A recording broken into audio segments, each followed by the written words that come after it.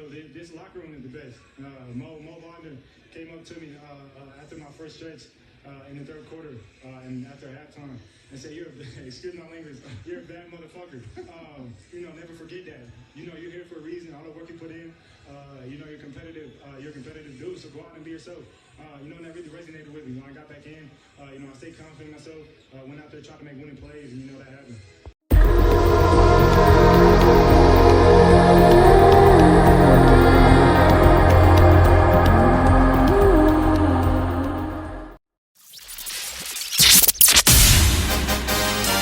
Live from Orlando, Florida, you're now listening to the OZone Podcast, the voice of Orlando Magic fans. Join us every week for a unique fan perspective on all of the latest Magic news and updates. The show starts now. What's up, Magic fans, and welcome back to another episode of the OZone Podcast, brought to you by DraftKings and part of the Basketball Podcast Network. We're your hosts, Al, myself, Anthony, and today is Friday, November 19th.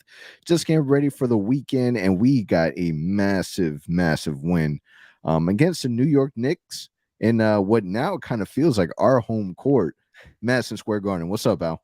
What's going on, man? We're going to talk today a little bit about that game and in the past couple of games and how that looks like. We're going to jump really into talking about the updated rookie ladder and some movements that happened there. And then some pass and shoot, one of our favorite topics to go over in our podcast. But before we do that, and we're going to kind of review the game against the Knicks in just a moment. But one of the things that stood out to me about that game was the post interview that Jalen Suggs had with Jeff and David. And obviously, if you heard it, there was a moment where Jalen was asked, what was said to him in the locker room because there was a change that happened. And Jalen Suggs says that, the locker room was the locker room is the best. Mo Wagner came up to him and, kind of reminded him that he's a bad mother. And I'll be honest with you, man. When I was listening and I was watching, when I heard that, bells, alarms, everything was going off because I'm like, whoa, did my man just say that on live TV? Wearing Disney on his chest as a member of the Orlando Magic? In my mind, I was just like, ooh, they not PR ain't gonna like that. Man, these young guys don't care, man. Yeah, it's the second one so far we've had. Listen. I want to know, like your honest feedback. What are your thoughts on that? Is it a big deal? Should we even care? Do you like it? Do you prefer without it? Like, what are your initial thoughts on the interview? I mean, I think on the response, profanity in a response. I like it because it shows they're comfortable being upfront and honest with our media team, right? Jeff and David and whoever else, Mark, Dante. So I think it just shows they're comfortable because, man, like to drop that on national TV, they know. I mean, they go through little PR classes when they go through rookie sessions and stuff. So they know what to do and not to do in certain situations. But I think the excitement is so much sometimes for them that it just comes out. So I think Jalen Suggs in particular had such a massive second half after having a horrible first half. I think it just naturally came out. And you'd like to see that. You like to see the that honest side of the players that your team has. So if you ask me, I'm okay with it. It just shows again the real side of who they are. And man, it happens. We're people that work in corporate America, and sometimes we slip it in certain situations. So I don't know about you, but for me, it's okay. Let it ride. Dude, it's authentic. Like, in the podcast, I keep it to a very minimum, but outside of work, I'll be honest, I got a dirty mouth, man. It comes out like way more often than it should. And it's real. It's honest. He's hyped. They just got a big win against the Knicks again in Madison Square Garden. Like, I do not mind it at all. I guess I get the optics of it. It's not great. I kind of feel bad because it makes it makes their job a little harder because they really can't comment on it, or they can't, like, it's just like an awkward silence. It kind of felt like afterwards. And I mean, to Jalen Suggs' defense, he did kind of warn that it was coming. Like, and I heard it when he said, excuse my language or excuse my French, whatever the exact words he used. There was a warning that was there. And I'm just like, oh man, he's about to say, maybe might say, shit. Might say, I don't know. The F-bomb I was not expecting whatsoever. And when I heard mother, I was like, whoa, like my wife was even listening to the interview and she's like, did he just say that on live TV? I'm like, yes, he did. New era Orlando Magic basketball. But what I like about it, or what I don't like, is the fact that we've kind of, through, and this is just over time, it's not really the fan base, it's more of the organization, that they've really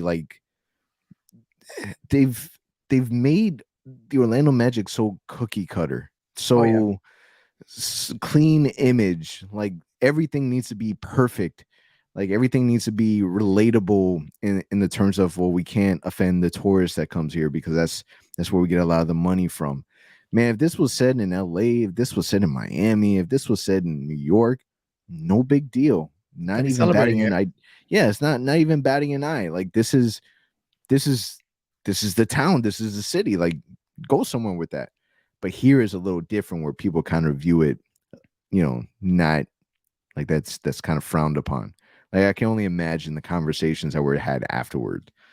Or I can only imagine what the team was saying to him afterwards. Like, what does the PR head person say to Jalen Suggs? Yo, you can't. What are you doing? You can't say that. Like, what? You can't. What are you gonna do? Suspend him? You gonna fine him? The funny thing is that it doesn't get to that point, but yeah, like the funny thing is like he had a moment to catch himself, right? It's like, hey, listen, excuse my language. Like at that point, you say, you know what? Maybe not. Let me not say it. No, he let it go. Like he said it. He followed through with it. And again, that to me was the funny part. It's like you had a moment to kind of, hey, let me not say this on national TV. No, he still said it. Cole did the exact same thing. Like they know that they're not supposed to do it because they second guess themselves before they do it. They warn the camera that it's happening, and yet they just go full blown Arsenal and just let it out. Which again, I am for it. Like I get where people can say, well, my kids are watching. I get it. And it's not part of the basketball game. I get it. That's not fun though. Like you want these dudes to be themselves. And I feel like in that moment, we got to see the real Jalen Suggs. And when it comes to like, I don't want to go too deep into it, but when it comes to profanity, like the way that I've always viewed profanity is that it just gives a little more passion in what you're saying. It creates a more color in the picture that you're painting. So I'm all for it. I'm glad that it happened. That was an entertaining 10-15 minutes. Afterwards I hit you up and I hit a couple buddies. I was like, yo, Jalen Suggs just said mother effer on live TV. That's my guy, but at the same time, I see why people don't like it, but I'm all for it. Listen, again, it's worth it, and it's just showing Magic. Even the post-game shows are now worth watching after the games, no matter what, because you never know what could happen. Must see TV, especially after a win, especially after Cole has a big game. But now we can see it may happen with RJ Hampton, it may happen with Jalen Suggs. You never know. So it's must see TV for sure. Yeah, for sure. So the game against the Knicks was definitely well needed. Since our last podcast, we had a loss against the Wizards, loss against Atlanta, and then a win over the Knicks. So in reviewing this past week, what are some concerns and what are some things that you really enjoyed watching? Concerns for me, honestly, the offense, man. I know we won yesterday. We scored 104. Atlanta, we scored 111. So you think, oh man, we're scoring the ball well. But realistically, we go through this funks, man, that reminds me a little bit of when Clifford was here. That we would just go on this like 7-8 minute stretch where we can't buy a shot. Against Washington, we started the game really, really well. I think we were up 8 points. And then we won between the first quarter and the second quarter. We won like 8 to 9 minutes where we didn't score a single basket. By the time we reacted, we were down 15, 16 points. We were trying to play catch up the whole night. We never could. Atlanta, something similar. We were keeping up with them initially. We won a bad scoring stretch. We couldn't come back into the game. And then New York was the difference. Again, this team, unfortunately, it's similar to last year's team in the sense that when shots go down, we look awesome and the team plays well. And we're there. No matter who we're playing against, we're competing against them. Last night against the Knicks, we were hitting threes. We were making our layups. And it showed the whole game we were in it. Unfortunately, again, it hasn't been consistent. So for me, that's my main concern. We have to find a way to fix it. One thing that I did like this week, though, Terrence Ross was aggressive. I know Terrence Ross goes in this crazy stretches where he takes his really tough shots, and we're like, what are you doing? But sometimes they go in. And when they do go in, it means a lot to us. Because again, we need everything we can get from him. But if you look at the scores this week, Terrence Ross was aggressive. He took a lot of shots. He started taking 3-pointers again. So he looked a little more like last year's Terrence Ross. And again, it's not always pretty, but when it is pretty, look what happened yesterday. 18, 19 points off the bench. It's a massive boost to our offense. Yeah, what is it about like Madison Square Garden that just makes everyone play so well there? Like, I don't know if it's the energy, just everyone's so hyped. It's like they really took offense to the beating that we received against the Knicks the very first time around, and they really wanted to like come out swinging the first time that we played in Madison Square Garden. And the way that I viewed that game is kind of like, you know, we heard the reports afterwards. Julius Randle was feeling internally ill after that game. Yep. And it's like, well, what does he feel like now? Like, now it must be even brutal, because you take a look at the Knicks, and the Knicks supposed to be a team where they're supposed to be playoff contention. They're supposed to be like, you know, a different Knickerbocker than, you know, people are used to seeing. And, you know, the Orlando Magic, we just have their number. Now, what I would like to see is, you know, how does that translate back home at Amway? But we talked about kind of like our predictions for you know, the next 3 games, and I would like to take a moment that, you know, I was correct in the terms of, you know, the Magic going away with that win. But I really like what I saw, and what I think that what stood out to me the most, and you know, other people were saying the same thing, but it wasn't just one player that kind of held the fort down. It was really a team collection. You know, Terrence Ross was really quiet for a long period of time this season, and he's really only had, in my opinion, 2 really solid games, and both coming against the Knicks in Madison Square Garden. Yep. Had 19 points off the bench. Was it 19? Hold on one second. Yeah, 19 points off the bench. And really solid performances from Cole Anthony, that almost had a triple-double. He was just 3 assists shy from that triple-double. Mo Bamba, solid game. Wendell, solid game. Franz Wagner, massive big-time dunk. Two-handed jam. Like, they were fun to watch, man. Fun to watch. What I've wanted to see more, though, is we really only saw a performance off the bench from just Terrence Ross. Yeah. There was RJ no Hampton support. had 1 point. RJ Hampton had 1 point. Gary Harris had 2 points. Now wait. Chuma had 9, so he supported. Chuma had a really solid game. But you want to see more. Like, you really want to see more. RJ Hampton cannot have just 1 point. He can. We need that additional support. It just can't happen. You know, but in regards to Chuma and Ross, you know, they definitely performed well. But you know who was big too last night in limited minutes? But Mo Wagner, the other Wagner brother, was really, really good. He hit a couple of threes. He got some good rebounds, got some offensive fouls. So every time he steps in the game, I feel like he just brings that energy level a little bit higher for the team. When he's on the court, he's going to get on somebody's head of the opposition, and that sometimes works against our favor, unfortunately. But last night it worked in our favor. So I think he gets a little props here for me for the way that he played in limited minutes. And that's massive, because when you have Mo Bamba and Wendell, like last night, in foul trouble, you need somebody to step up. And he did that, again, in very limited minutes. But Chuma finally looked comfortable. I feel like Chuma has been a step slow all season long so far, especially in the defensive end. People are walking right by him, which it's nothing like what we saw last year. He was very good defensively. This year, people are literally driving right by him, which is a little surprising.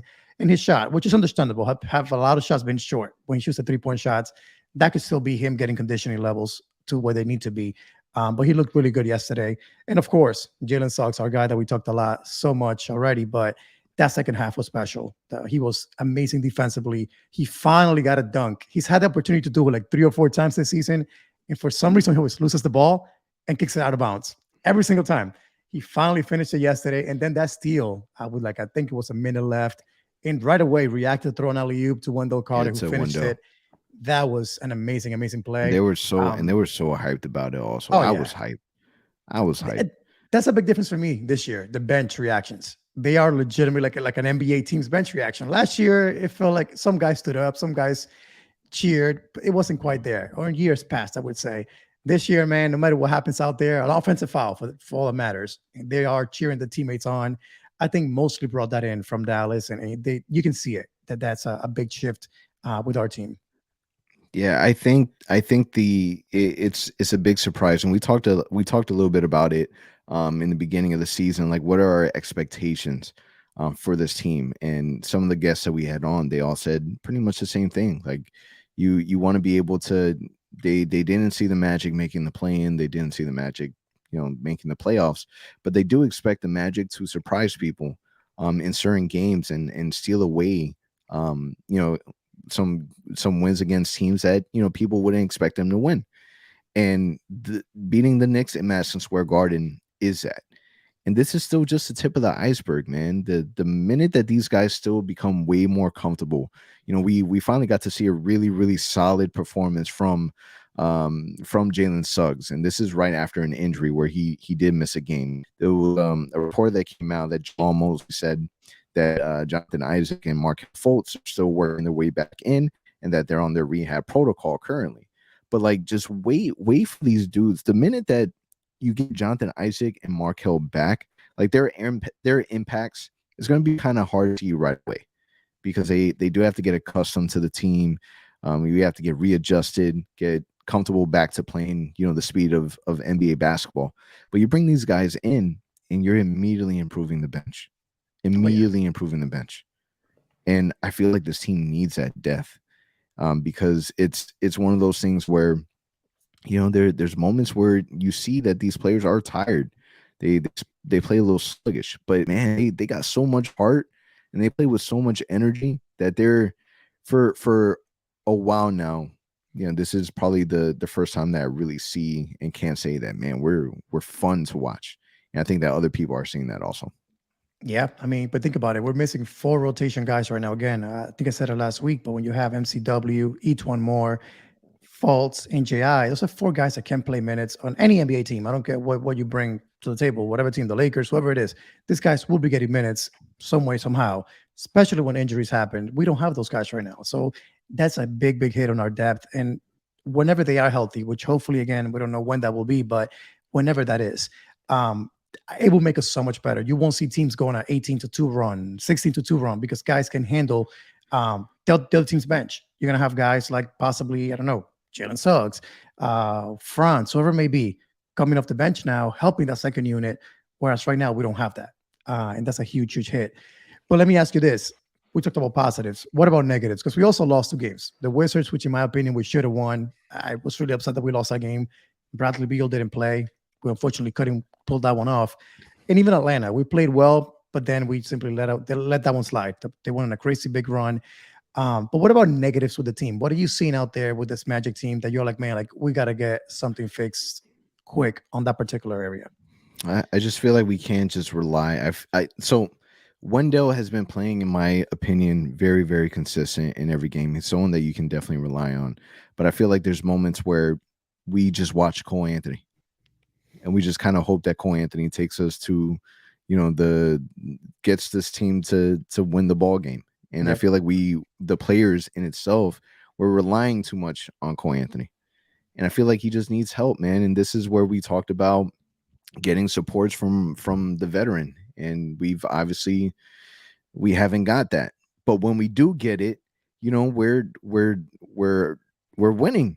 Oh yeah. The 2 major games that we've gotten from Terrence Ross were W's. And they were both against the Knicks, both in Madison Square Garden, which kind of makes me feel that's where he wants to go. But that's a different topic. But that's really the only thing that right now at this moment I would like to see more of is support from the veterans. We've talked about it before. I know Chuma Okeke just got back. I want to see more of his production. I want to be able to see him impact the game a lot more. I really hope that RJ Hampton doesn't fall too far back.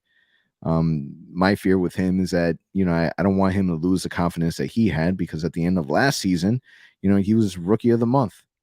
He ended the season that way. I want to still see RJ that. Hampton? What did I say? Sucks. That sucks. Yeah, RJ Hampton. But yeah.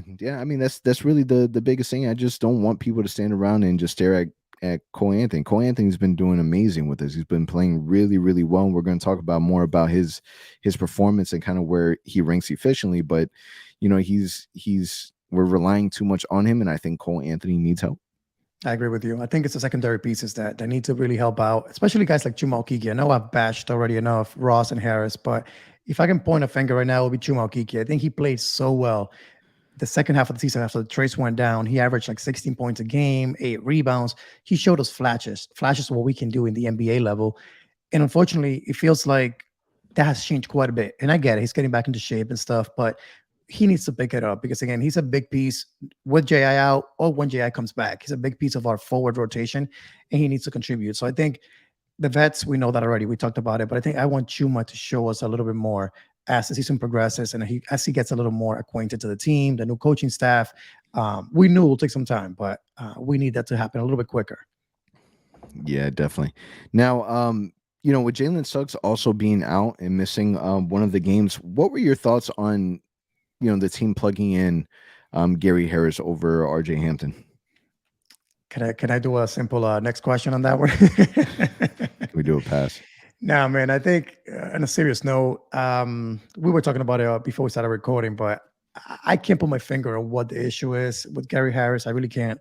When we first traded for him, my thoughts were he can't be any worse than maybe a Evan Fournier role, like that role where he may drop 20 one night, but he may score 12 the next or 10 and not be consistent. That's okay. At least do that for us for 1 year. But when I tell you this guy is averaging, I don't even know. I don't want to pull up the stats right now, but I just got to tell you, like, it's 2 points, 3 points, missing every three he's taking, missing every layup that he's attempting. Like, he's not looking like an NBA player right now. And maybe he's still hurt. I don't know. But then if that's the case, he shouldn't be on the court. But he is getting plenty of minutes, more than RJ Hampton at this moment. And honestly, he hasn't earned it. When Suggs went out with an injury, I really want to see RJ Hampton step up and be the starter because, in my opinion, he's earned it. Instead, Gary got the call. And again, in my opinion, he didn't answer it against the Hawks. He has his moments defensively where he looks great, but offensively, he has been a major, major liability out there. And as a shooting guard, you can have that on your team. Yeah, it's surprising also because in the preseason, I was really confident that, he was going to be our starting two guard just to kind of balance the roster out with some, veterans in there. And, obviously maybe an injury kind of prevented, better performance on the court. But you're right, man. It's definitely subpar. He's averaging 5 points a game, 1.5 assists, 1.6 rebounds, shooting 36.1%, field goal percentage and under 70% from the free throw line. Mm-hmm. So there's definitely a lot of concerns from that front, but it's hard to say whether it's the player or it's the environment that he's put in. And we're going to talk a little bit more later about it in terms of, the value of these players. But there's definitely questions because it's not just him. It's also, Terrence Ross, but Terrence Ross is still at least, showing a little effort. And I kind of feel like we're missing that from Gary. Yeah. The thing for me with Ross is he's a threat on the court. Like, you have to guard him. You have to keep an eye where he's at. And that helps all the guys get open shots, get open lanes for layups because they have this attention being paid to that player. I feel like if I'm an NBA coach right now, I pay zero attention to Gary Harris because he hasn't earned my respect to guard him on the three-point line. He's not finishing inside. He's not creating for others. So again, back to what I said earlier, like, why is he on the court? I get it. He's a vet. We got to showcase his abilities and skills so we can possibly trade him. But I don't know, man. I just feel like there is a something missing with the way that he's playing and what we saw in Denver. Because in Denver, he was a really, really good player. And he had moments where he looked like a really solid starter in the NBA. Right now, we're talking about to see the serve to be in the rotation. It's crazy to me. Yeah, and to even think like this season, he's getting paid $20 million. Yep. This season is getting paid $20 million. That's a lot of money. And we're not seeing that value on the court. And I think that's the part that's tough because the contract that he received from Denver, you were giving it to a player that had high ceiling. Someone that, has potential. And he's only 27 years old. He's going to be a free agent next season. So what do you do with him now? I mean, I know that there was talks about some of the fan base were saying, just cut him. This is obviously a player that you could use as value come closer to the trade deadline, because there's no chance that he resigns with the Magic.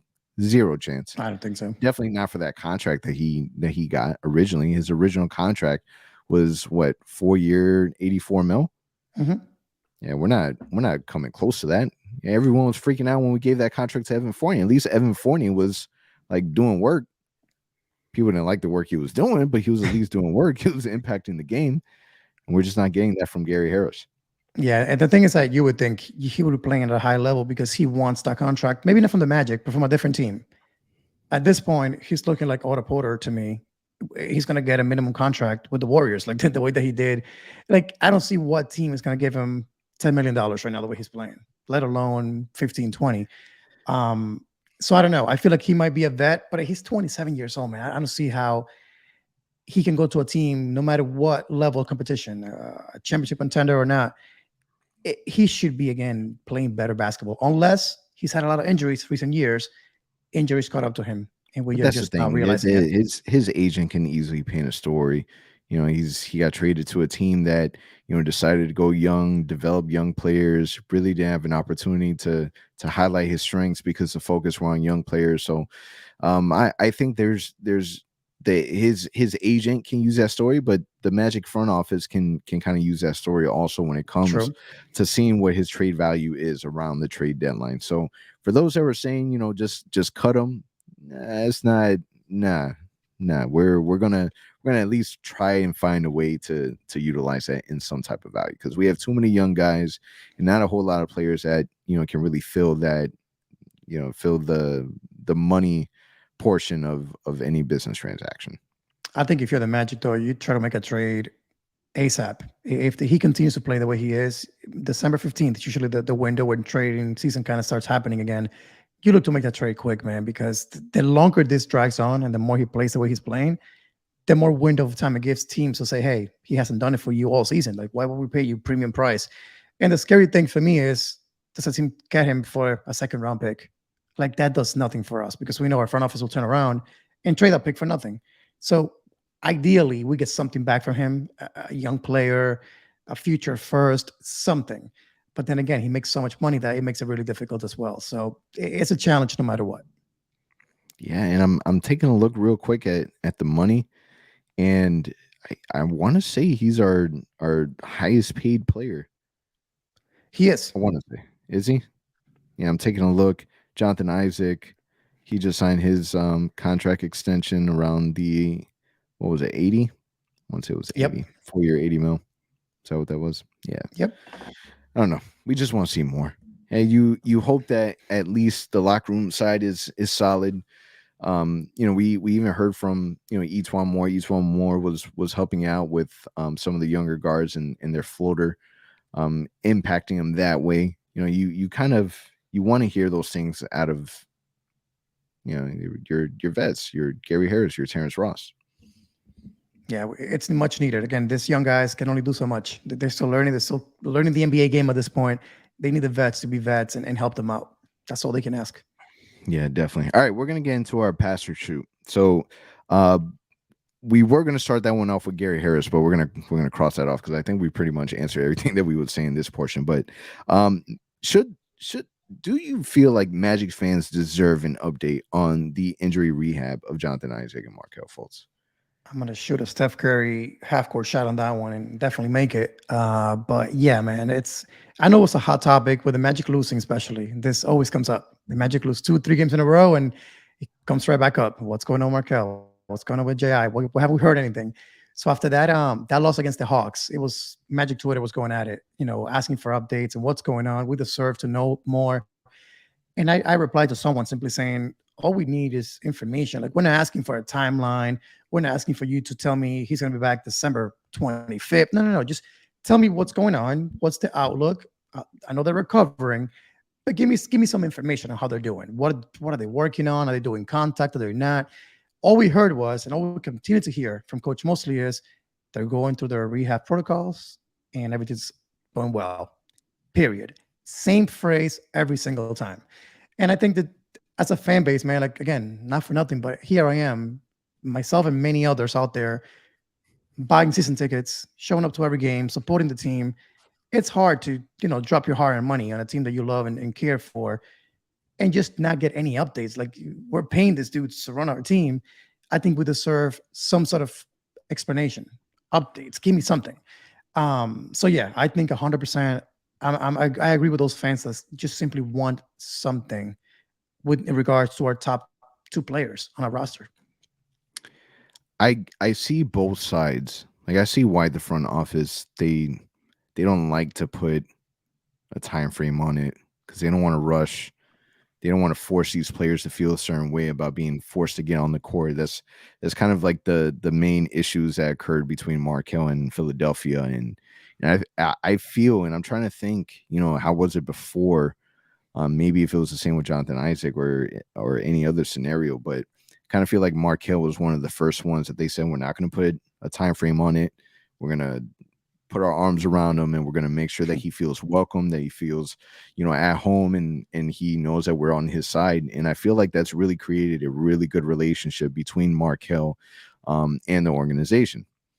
With that said, dude, we've been waiting for a minute, like a long minute. Like, there's guys coming back from injuries that were injured before them or after them and are back now. Everyone's injury is completely different. And I feel like some of it has to do, I feel like in the bubble, they realized that a mistake happened with Jonathan Isaac. Like, they realized that they brought him back too early because he only played a small handful amount of games and then he re-injured himself and we're kind of stuck here because of it. And I feel like with that group that we had, there was such a need for Jonathan Isaac to be on the floor that kind of took priority a little bit. And maybe that's where it's kind of like, all right, if we're going to do it, we're going to do it right. So a part of me is okay with us waiting this long. And at the same time, it's like, nobody has an issue with waiting. Everyone understands why we're waiting. We want these guys to be able to come back, but come back for good and not have to worry about being injured later on. It's just nobody wants to be left in the dark. Like, we want to have an expectation of where we should think. It's okay. Like, I don't understand why they're so against saying, all right, we have a time frame of them being ready, hopefully by January. And if January comes and, they feel like they're not ready, it's okay to set that time back. But people want to know. Season ticket holders, they want to know. That's part of the reason why they're investing and want to be able to see this team. Jalen Suggs, Cole Anthony, they're fun to watch, but we know that a big part of this team is JI and Markelle. And I think that, the fans definitely deserve, the people definitely deserve, the whole NBA organization from every team. I think it should be implemented that there has to be a communication to find out when your players are going to return. People are paying money to be able to see these guys. So I think so. I see both sides, but I definitely think that, fans definitely deserve, because they're the ones that, are feeding money into these organizations. So are you shooting or passing on it? I don't know. I'm both. I'm shooting, but it's like a brick, but it's like an offensive rebound. Russell Westbrook 3? Yeah. One of those that we get it back and we have another chance. So this is my thing, man. Like, so guys like Markelle, I have no problem. If you tell me that you have no idea when Markelle's coming back, I understand it. It's been 10 months, almost 11 months. I understand it. The time frame is not there. Historically, torn ACL takes about a year. So he's not due back. In my opinion, personally, I'm not expecting Markelle until January. A year after his injury, he's been recovering well. Great. So I'm not expecting you to tell me a Markelle update until probably December, personally. But then you have a guy like JI who's been gone 14 going on 15 months. Who, I get it. He got hurt last season right after he came back. The look of that might be he came back too early.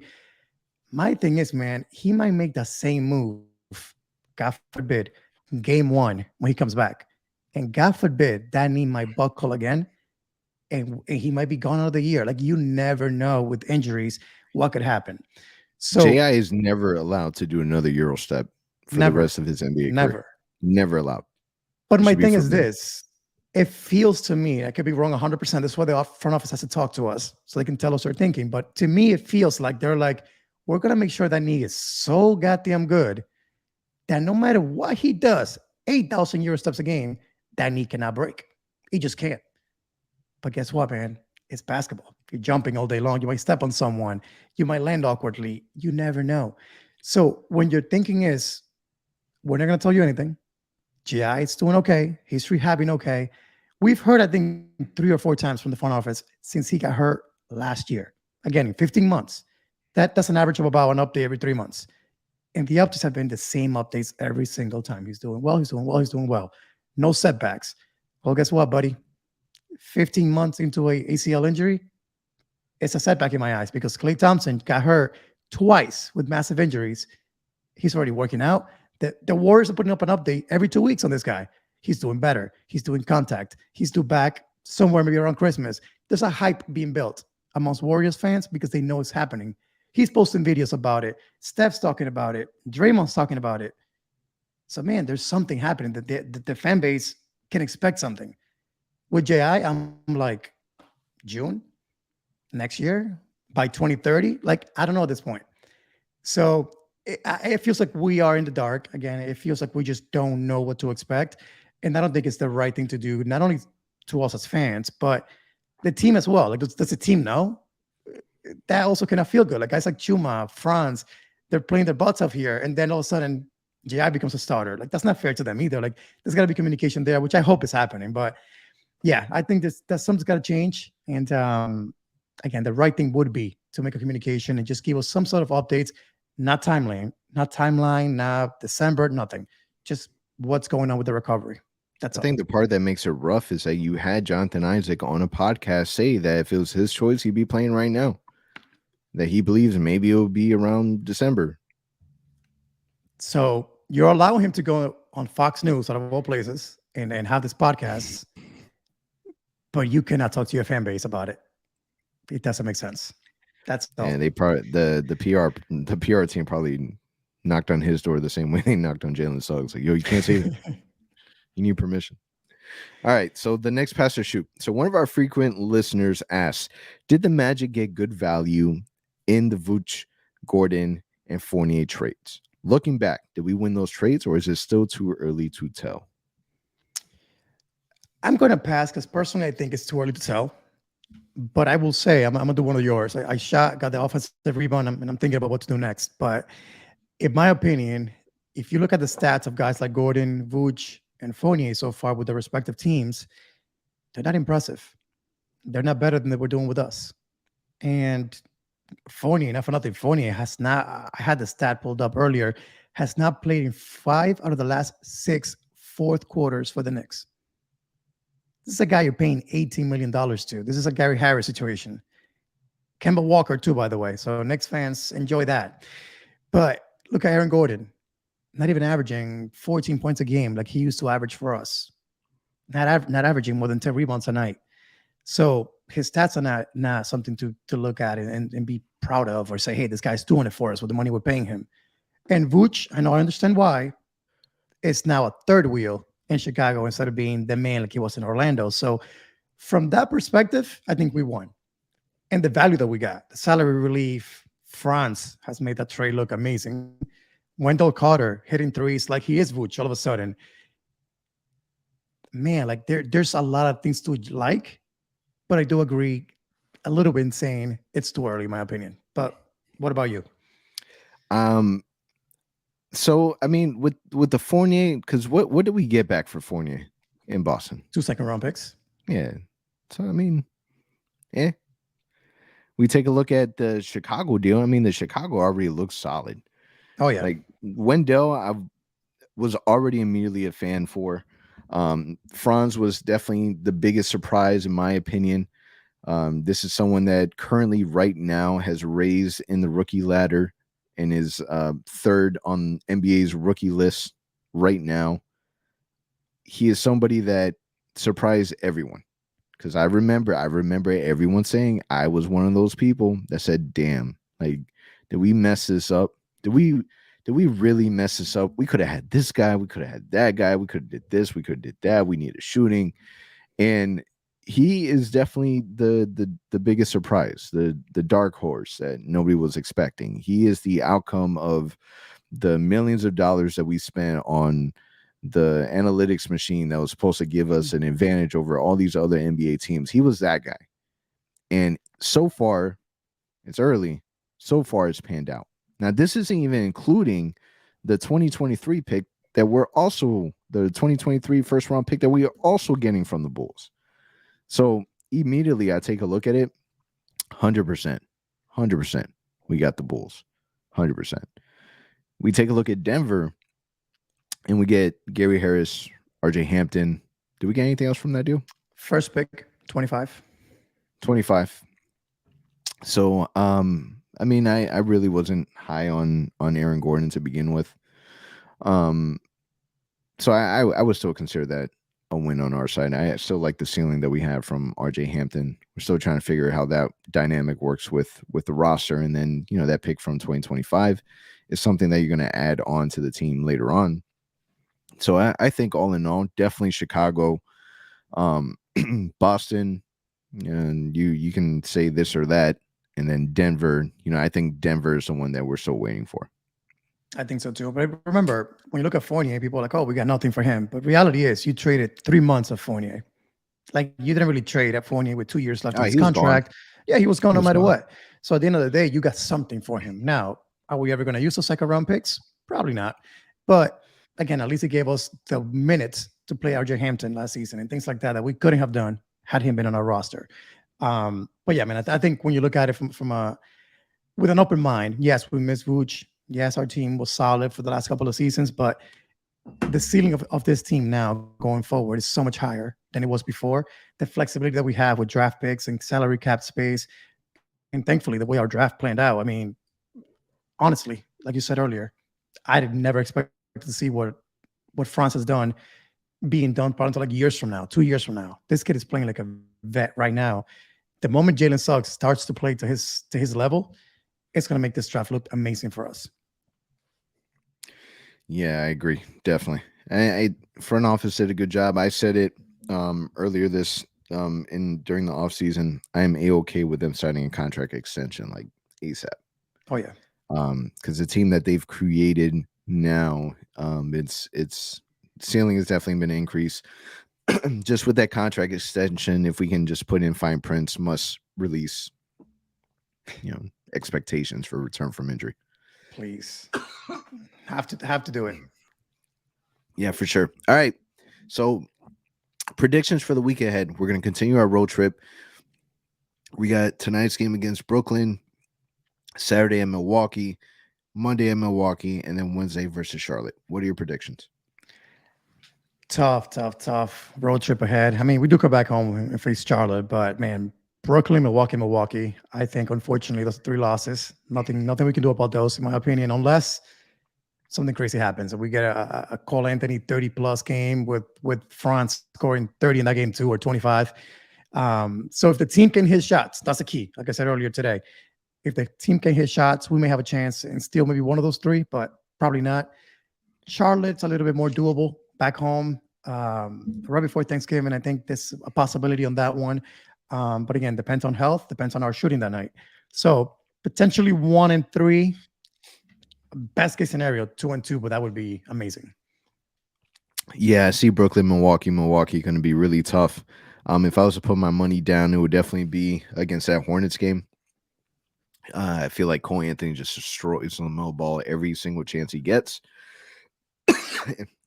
And if it's anything like this past week, I put $20 on the Knicks losing to the Orlando Magic, and I got a solid $140 from it. Hey, so I'm probably going to put some of that investment against a Wednesday game against the Hornets. I got the Magic beating the Hornets in that game, so it's going to be fun to watch. It's going to be fun to see, how they, really fight against, they're facing Kevin Durant and Giannis all in a span of a few days. So it's going to be a really good challenge. And the person that I'm really going to look forward to watching is going to be Franz Wagner, just to see him, go toe to toe with Kevin Durant again and get into it with Giannis, I think it's going to be a really good experience for him. I was going to ask you, who do you think guards Giannis in that scenario? You think it's Franz? Yeah. Why not? Throw him out there. Throw him out there. He's big enough to where he can at least match up out of the best. I think you do that between Franz and Chuma for sure.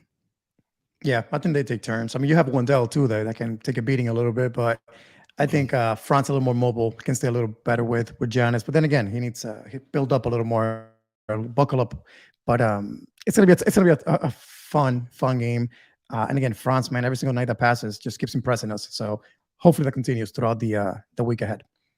Yeah, definitely. All right, Al, let's close this out. Final thoughts. Jalen Suggs, man. I want to see this kid shine. I want to see this kid get the attention that Kate all of a sudden is getting after struggling to start his season. He's now being called, hey, this is why he was the first round pick. This is why he's showing those flashes now. I want to see Jalen Suggs continue his strong play from the second half yesterday, carry over into this big games that we have coming up. Again, if we can steal a game in Brooklyn or a game in Milwaukee and he scores 25, 26, dude, he's going to be all over ESPN because he already has that branding to him. So ESPN wants to showcase him, but they need a reason why. So I just hope that he stays healthy, number one, but number two, that he's able to have a big game here in this next 4 games. Yeah, it'd be nice to see him have a nice little breakout game. He is somebody that, like you said, man, he has that appeal. He's exciting to watch. And I think it's only a matter of time. This is a player that, if you take a look at NBA.com's rookie ladder ratings, he fell out of the top 10. He did. So I hope he pays attention to that type of stuff, because if I'm him, that type of stuff would piss me off. That would give me motivation to want to go out there and prove people wrong. So hopefully he uses that as a chip. Hopefully he keeps track of that type of stuff. And if he doesn't, hopefully his teammates tell him, hey, man, you ain't top 10. We need to get you up there. Hey, so maybe he doesn't. And then he takes it the way that Cole Anthony took it, take it into the offseason and come back a beast next season, 100%. Which again, that's like my dream scenario. It's like, hey, maybe he struggles this season. It's cool. Work his butt off in the offseason. Come back next year and look like Cole. And all of a sudden you have 2 wing players that dominate. We've seen it happen. Definitely. Yeah. Definitely. All right, man. On that note, let's see how we end up with these games coming up. And that's a wrap, man. We'll see y'all next week. Thank you for listening to the OZone Podcast, the voice of Magic fans. Follow us on Twitter and Instagram at the OZone Pod. And remember to subscribe and leave a 5-star review on all your favorite podcast listening platforms.